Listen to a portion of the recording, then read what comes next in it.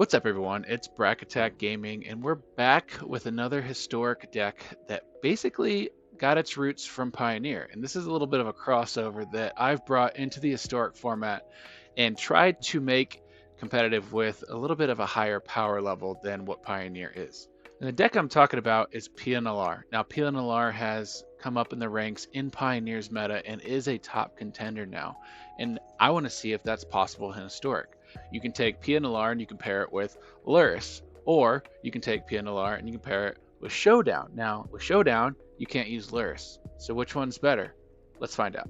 If you like these videos, please subscribe. Also, if you want to watch me live, I stream 9 a.m. to 1 p.m. every weekday on Kick. Join my Kick channel and follow along. The two versions I'm going to show you today aren't exact replicas of the version that I won the Historic Challenge with, but they're very close, and I even feel that they are better now since I've been playing and testing with them. A couple of the variations that we've done are Takeout, Melt Through, and Ranger's Firebrand. These are both one-drop, basically shock spells, so it does 2 damage. It's similar to a Soulscar Mage where the damage doesn't go away and it stays perpetually, so it's an alchemy card.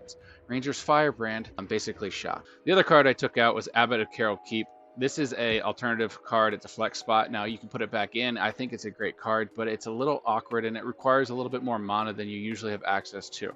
This is version 1 of the deck, and this is a more aggro version, Luris-based deck. Now, Luris, being our companion, is very helpful to grind that late game. It takes place of the Showdown card that we talked about earlier. This version, I think, is stronger. This is my preferred version. Now, the reason I say that is because I feel that it is less clunky than the Showdown version. I think Showdown is very clunky, and when you add Steamkin to it, it's very fragile, it's very explosive, glass cannon. The deck consists of Kamano, which I've actually put in since I've won the tournament. Now, Kamano is very good. It cleans up the Planeswalkers sometimes.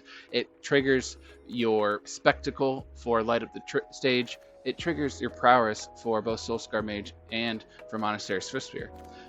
In addition to that, it makes your creatures bigger on the second turn and turns into a threat of its own. So I think this is better than the Ranger's Firebrand that I showed you earlier, or the Meltdown or Melt Through. It also can be brought back with Luris, which the other 2 instant sorceries obviously can't. So other things we've done is added 2 Strangles just for the removal and Planeswalker hate. Play with Fire, I think, is critical to have 4 of. It helps arrange your draws. It triggers Prowess. It's an instant speed. It's very, very, very good. Invasion of Gobakhan is the card that I use in place of Chain to the Rocks. Chain to the Rocks is the card that they use in Pioneer, but we don't have access to that on Arena. Invasion is what I use instead in that 4 of spot. I think Invasion is very important in this deck because it protects your entire board and it hates their hand. So it eats up their combo, it interacts with them, and it makes your board bigger so you can scale. Plus, when it flips, it triggers Pia Nalaar. It triggers the Thopter side. Just being able to have your Thopter swing over and attack it pretty much as an evasive unblockable threat early on is very, very good. And being able to flip that and have that in play allows you to really secure that game and give you a much better chance of winning. Reckless Impulse and Ren's Resolve are the 2 core cards that trigger Pia. Now, I think they're absolutely mandatory. You have to run 4 of each. What it says is they exile top 2 cards so you can play them till your next turn, your end of your next turn. What that does is it puts the cards in exile to trigger Pia Nalaar. That's the whole synergy. That's the goal of this deck, is get Pia out and start casting things from exile. Casting things from exile is what triggers her ability to create a Thopter. Her Thopters have haste, and that ultimately is what this deck is built around. Light Up the Stage is card advantage in red, which is very rare. It can be triggered by Kamano, it can be triggered by Play with Fire, and it can trigger Prowess ahead of time, ahead of the attack. I just think Light Up the Stage overall allows me to get a little bit more reach, and it also triggers Pia Nalaar. So Light Up the Stage states you exile top 2 cards of your library, and you can play those. It's similar to Ren's Resolve and Reckless Impulse, both trigger Pia Nalaar. Everything here is trying to trigger Pia Nalaar. Kamano flipping triggers Pia Nalaar. This deck is very good against the Rakdos Menace, and Rakdos also is the top tier menace in Pioneer. A couple other options you can consider in this deck, so if you want to tweak it up, try your own variation, see if you can find a better version that you can share, I'd love to see it, but those options would be Firebrand, which you talked about earlier, Vindictive Flamestoker. It says whenever you cast a non-creature spell, put an oil counter on it. You're casting a lot of non-creature spells in this deck, so that's insane value, and you can get that relatively easy by having a lot of these cards just, continually triggering prowess, or essentially it's like a prowess trigger. I like the idea behind it. I haven't played it, but it's a cool idea. Soul Partition in the main, it's in our side now, but I've seen it run in the main, and I've run one of the main myself, so it's an option. Abbot of the Kiro Keep was in the version that we went in our 5-0 run with in the Historic Challenge. I had 2 of, and then Robber of the Rich is another option that triggers Pia 2, and it's an aggressive option in this deck. That's I think something that I've tried, I've had success with, so I think it's a viable choice if you want to go this route as well. So our sideboard is pretty typical between both versions. They're almost mirror images. Now the only thing that might change is the limitation of Lurrus versus not having Lurrus, so that might switch up a couple slots, but other than that, they are almost mirror images. Of course, we have one of these slots dedicated to Lurrus. We have Pithing Needle, which is, in my opinion, the best card in the sideboard for Historic. It shuts down so many decks. Shuts down Yawgmoth. It shuts down any Planeswalker you need to shut down. Karn, for example, shuts down One Ring, down Maze's End. It's so good in so many different matches. Soul Guide Lantern is a recurable graveyard threat as a one-of. We have Apostle, which we're trying to fight the Rakdos and Dimir menaces that you see are mono black. Apostle is very good in all of those matches, and it really allows you to get some of that damage through, or have a blocker for Shieldred, or just a stone wall against all of their stuff. Deck and Stone is kind of a, just hits some big creatures, things that you might not expect. It helps hit decks that are going wide against you, token decks. Soul Partition protects your own threats, but it also helps hit one of their pieces that you need to get off the board for a few turns. Cast and Fire hits Orcish Bowmasters, it hits the One Ring. Lightning Helix is going usually against the mono red or an aggressive deck to help you stay just a little bit ahead in life. And then Brittle Blast gets rid of Shieldred mainly, but it also gets rid of Yawgmoth. So those are the 2 targets we're trying to get with Brittle Blast. Sometimes it can get a Planeswalker like a Karn off the board.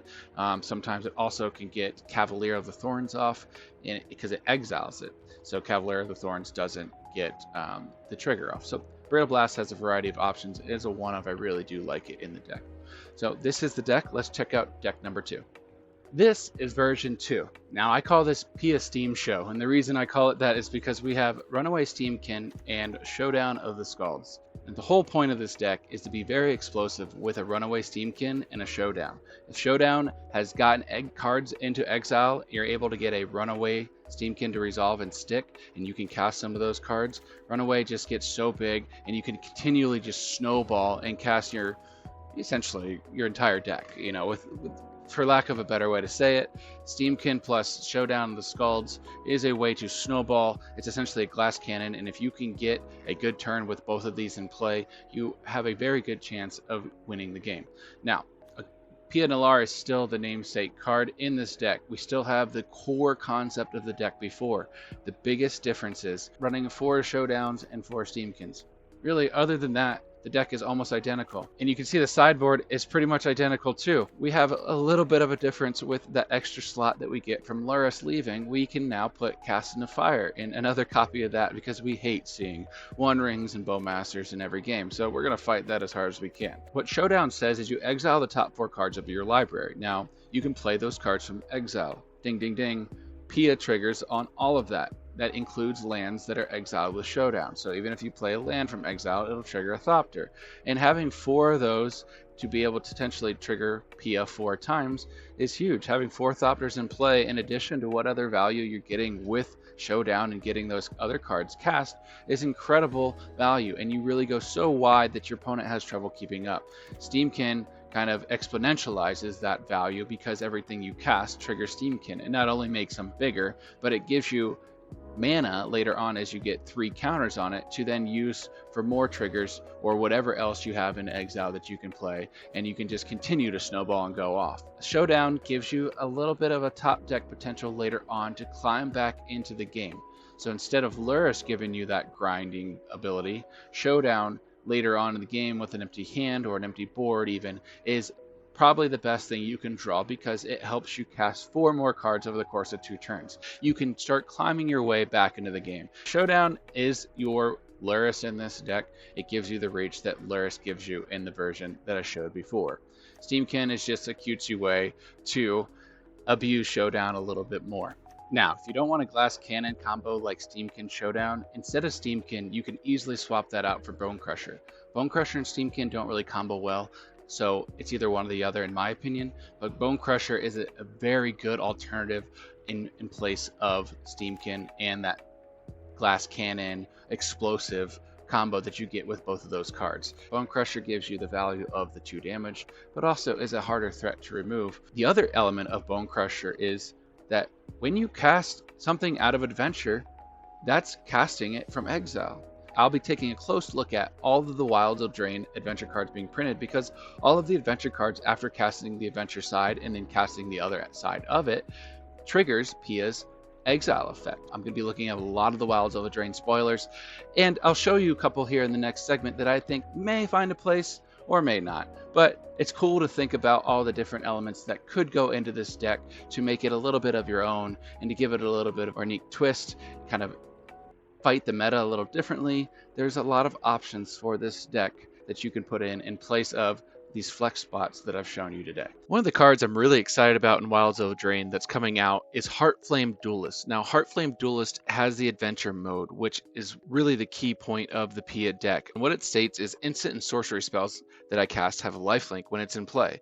It's a 2 CMC creature. It has a big attack swing at 3 damage, and it has a really good ability on the second side, which is do 3 damage to any target. So it can give you reach, it gives you an extra damage spell, it can trigger prowess, and it also gives all your other damage spells lifelink, so you can get a little bit of an edge with this card. I think this card has a lot of promise in the Lurrus version, maybe even in the Showdown version. In my opinion, not nearly as strong, but another cool option maybe to test with is Hearth Elemental. And what it says is it costs X less to cast, which is the amount of sorcery and instant spells and adventure cards in your graveyard already. Now, you're casting a lot of cards in this deck, so this could really reduce the cost of this card significantly, and you can play it for quite cheap for a 4 or 5 body. So it does have potential at a very cheap CMC. The adventure side of it says discard your hand and draw 2 cards. So late in the game, it could be either good to draw more cards if you need to draw into reach or a specific answer, or early it can kind of cycle your cards so that you can get into the right cards and still be able to discard maybe a couple spells you don't need, reduce this cost, and have a big creature. Now this of course wouldn't be viable in the Lurrus deck, but in Showdown this could definitely be an option I can see running. But a little bit off the color spectrum that we're currently on, so take a little bit of tweaking of the deck, but Decadent Dragon is a cool card that I think might have potential and does synergize with Pia. Now you'd have to expand into a 3-color deck, but it might be viable. And what Decadent says is exile the top 2 cards of your target opponent's library face down. You may look at and play those cards for as long as they remain exiled. Now this card is much like Ren's Resolve and Reckless Impulse, but of course it goes into black mana. If you get crafty, this is something I could see fitting into a version of this deck and maybe synergizing with Pia and doing a little bit of different route with the deck overall. Hope you really enjoyed all the stuff I'm showing you today, and you can take these decks to your next tournament, you can take them to your next event on Arena, or you can even take these decks to a Pioneer event. Hit that subscribe button. Remember, that really helps me out. If you like the video, hit the thumbs up. Also, watch me live on Kick, 9 a.m. every weekday. Hope to see you there. Thanks.